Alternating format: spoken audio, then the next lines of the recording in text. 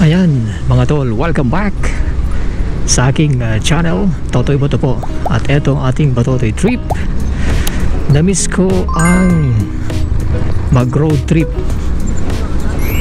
kaya eto tayo, try natin punta ng Upland Naga nang kahit papano ay makakita naman tayo ng mga punong kahoy. Medyo nagsasawa na ako sa senaryo ng syudad, pero bago yan, muna tayo, lunch muna tayo. Actually katapos ko pala ng board duty ko, kaya ito, lunch muna tayo bago tayo magpunta ng Upland Naga. Hoy, medyo mukhang madilim dun huwag naman sanang umulan para hindi mapurnada ang road trip natin. Panandali ang road trip sa Upland Naga. Maya maya punta tayo doon, pero yan, lunch muna tayo.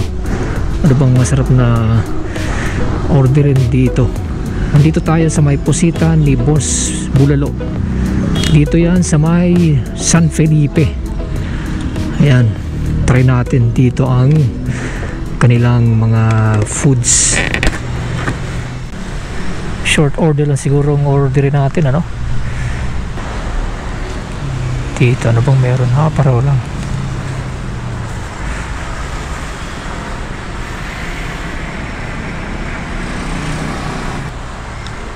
Available ang fried chicken with rice. Fried chicken with rice. Di ang fried chicken with rice. Saro. Oh, saro.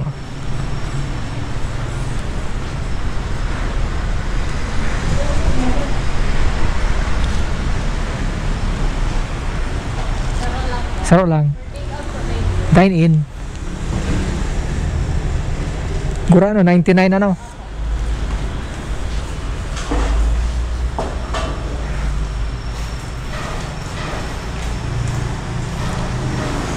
Thank you.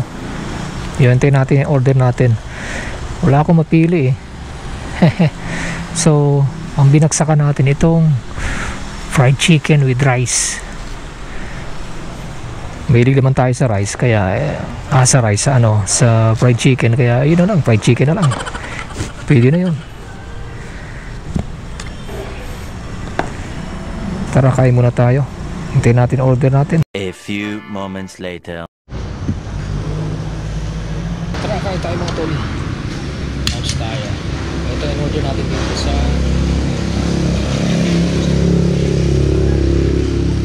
Posita ni Boss Bulalo. Fried chicken. Alright. Tara, kain tayo mga tol.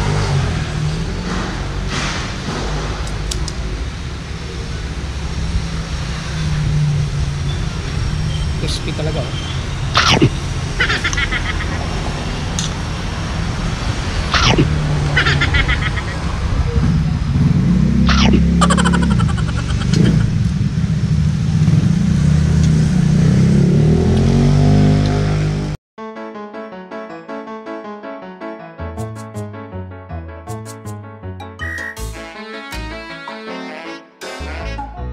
A few moments later.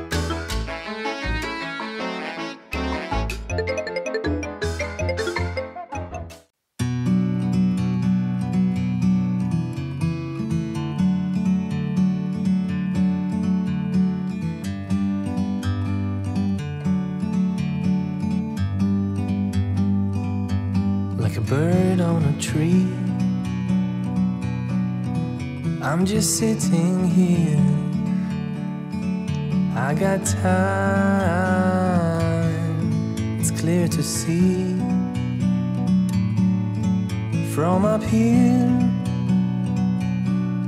the world seems small. We can sit together. It's so beautiful, you and me. We meant to be in the great outdoors, forever free.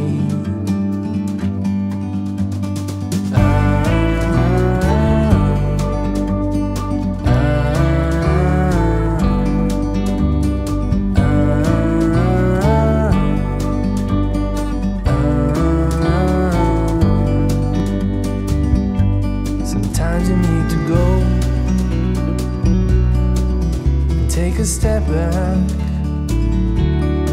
to see the truth around you. From a distance you can tell.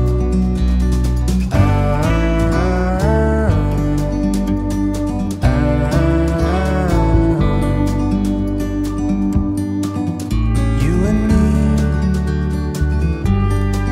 were meant to be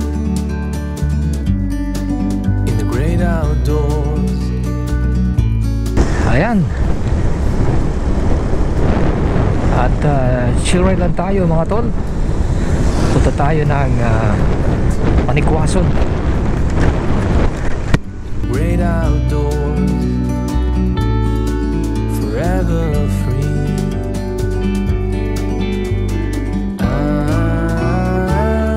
Namiss ko kasi yung malamig na klima, yung malamig na panahon.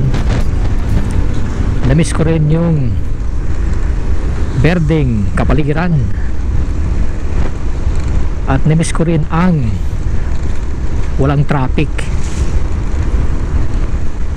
Ayan, so punta tayo ng Upland Naga mga tol, sa ating maikling road trip, chill ride, sa ating daily grind ni Totoy Bato dito sa ating Batotoy trip.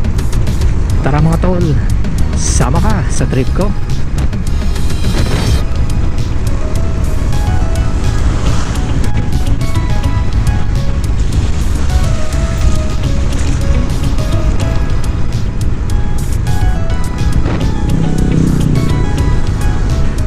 Oy, basa yung kalsada natin dito ah. Baka bukang umulan. Oo nga, bukang umulan dito. Kanina kasi nang lunch tayo, biglang naging makulimlim. Tapos dun sa bahaging yon ng San Felipe, medyo umaambon. Dito pala malakas yung ulan, oh. Halos basa yung kalsada. So obviously malakas yung ulan dito kanina. Buti naman at tumigil yung ulan, dahil kung umulan na papunta pa lang tayo, hindi tayo makakapag chill ride, di ba? At least umulan na. Ayun, siguro hindi na inuulan mamaya pag nandun na tayo sa may upper barangay ng Naga.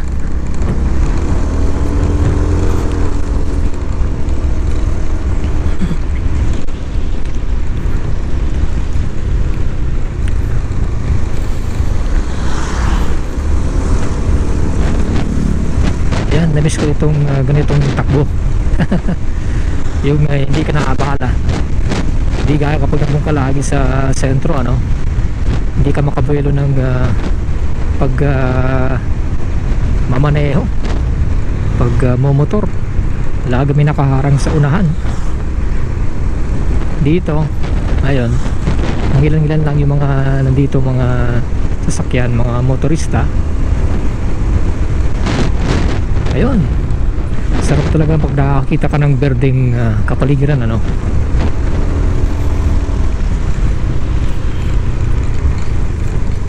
Pasok Manoy. Ayun.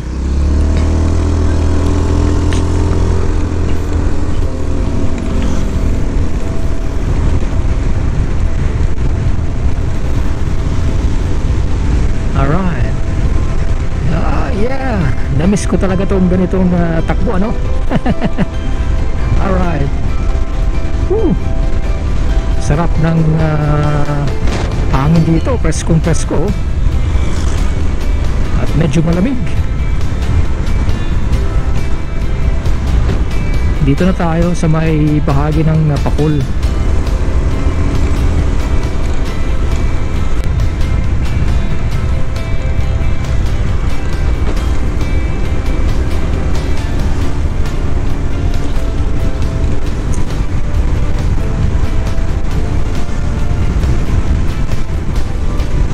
Ayan. Takbong pogi.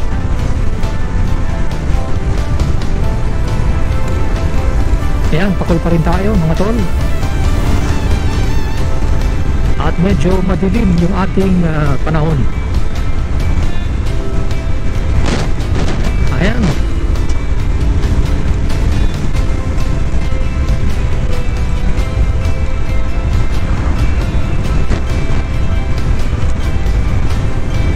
Bukas tayo ng ilaw.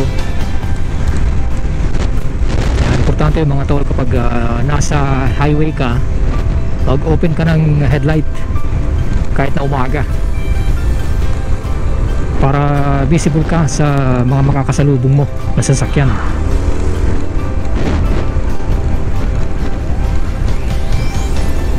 Dati ito kasing siya, no? Ito dati ano to, automatic headlight on ito, pero nagpalagay tayo ng ano, yung tri-switch na pwedeng i-off yung ilaw.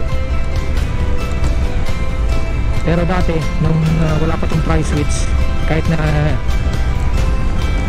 hindi natin buksan itong ano, wala tong on and off ng headlight, kaya automatic pag nag-start yung machine mo, machine na I mean yung ano, yung makina, pag nag-start ka ng makina mo, ayun, automatic on din yung ating headlight. Pero pinalagyan natin ng tri-switch para hindi gaanong na ano, naluluma yung ating ilaw, saka para ano na rin, tipid na rin sa baterya, no? So binubuksan lang natin kapag nasa highway tayo pag umaga, no?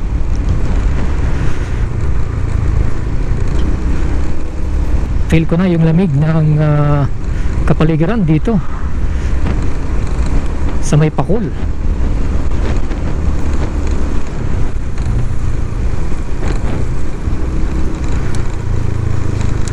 Ay, Carolina pala tayo na, oh. Nasa Carolina na tayo. Kalalampas pa lang natin ng boundary ng Pakul, Carolina. So Carolina na tayo. Isa sa mga upper barangay dito sa Naga City. After nitong Carolina, yun, Panikwaso na. At papanik na yun dun sa may ano, paanan ng Mount Isarug.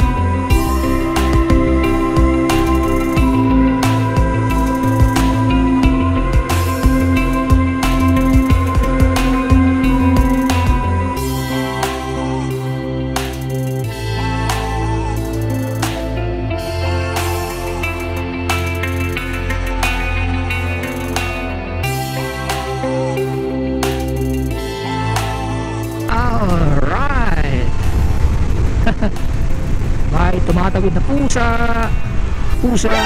ayun.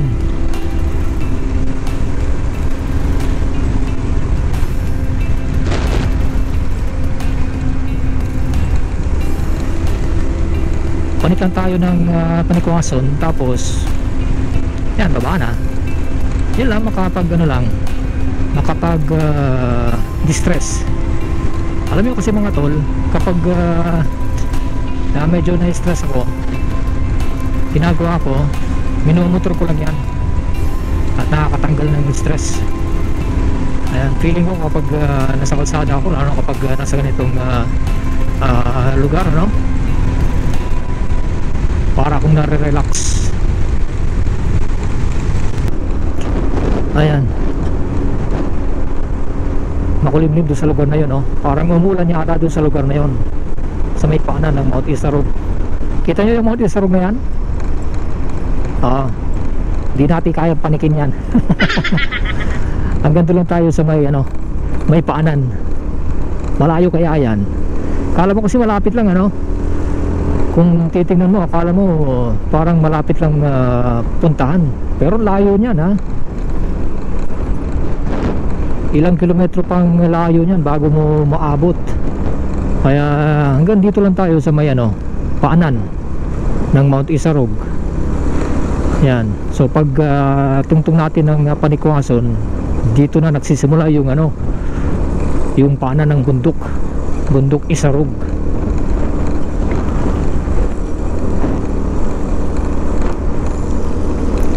Ayan, basa nyo mga tol, keep distance, sabi nung nasa truck.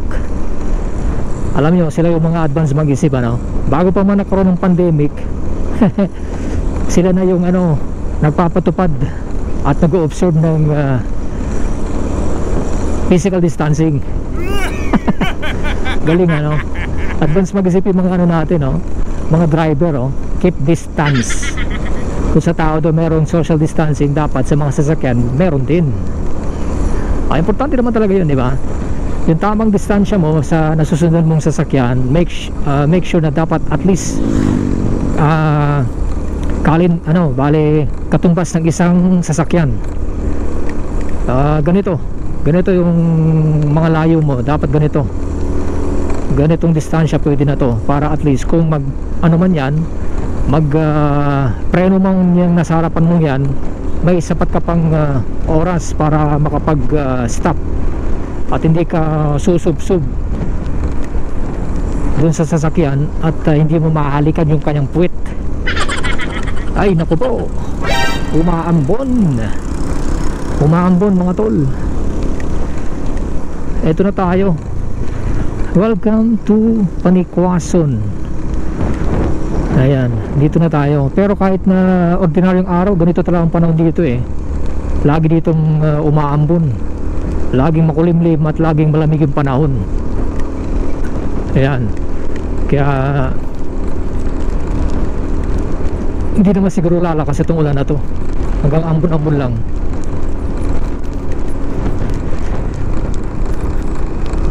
Inarihan Farm Resort.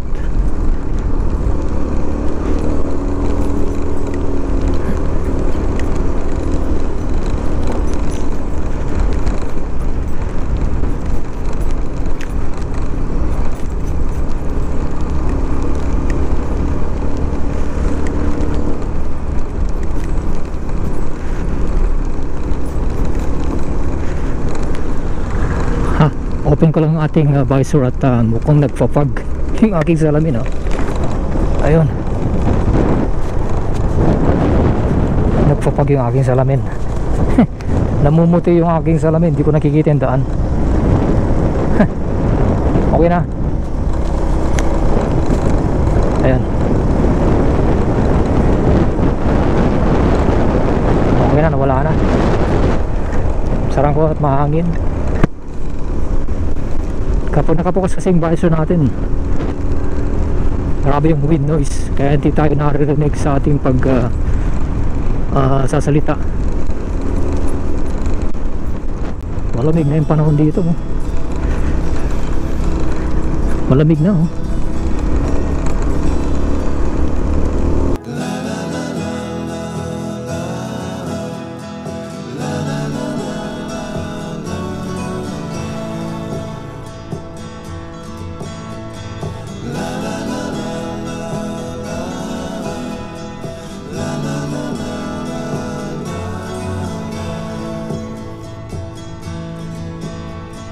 Over the hills and far from our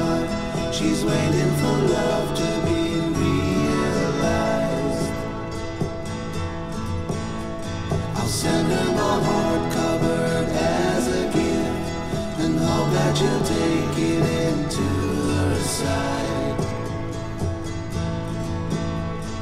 La la la la la la la la la la la.